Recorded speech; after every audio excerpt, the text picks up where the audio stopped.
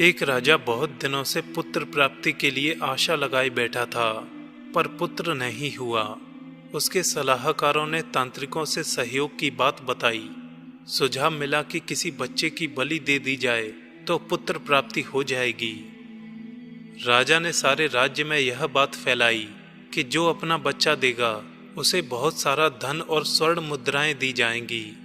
एक परिवार में कई बच्चे थे, गरीबी भी थी। एक ऐसा बच्चा भी था जो परमेश्वर पर आस्था रखता था।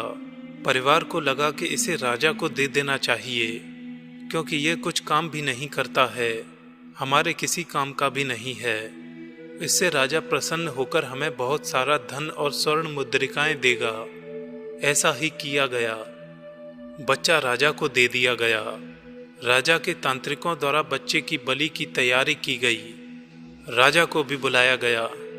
बच्चे से पूछा गया कि तुम्हारी कोई आखिरी इच्छा है, क्योंकि आज तुम्हारे जीवन का अंतिम दिन है। बच्चे ने कहा, ठीक है, मेरे लिए रेत मंगा दिया जाए। रेत मंगा दिया गया। बच्चे ने रेत से 4 ढेर बनाए। एक एक करके 3 रेत के ढेर को तोड़ दिया और चौथे के सामने हाथ जोड़कर बैठ गया और कहा कि अब जो करना है करें। ये सब देखकर तांत्रिक डर गया और बोला कि ये तुमने क्या किया है, पहले बताओ।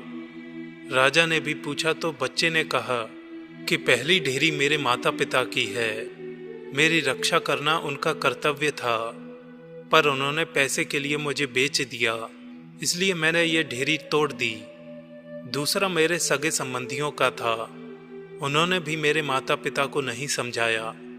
तीसरा आपका है राजा, क्योंकि राज्य के सभी इंसानों की रक्षा करना राजा का ही काम होता है, पर राजा ही मेरी बलि देना चाह रहा है, तो ये ढेरी भी मैंने तोड़ दी है।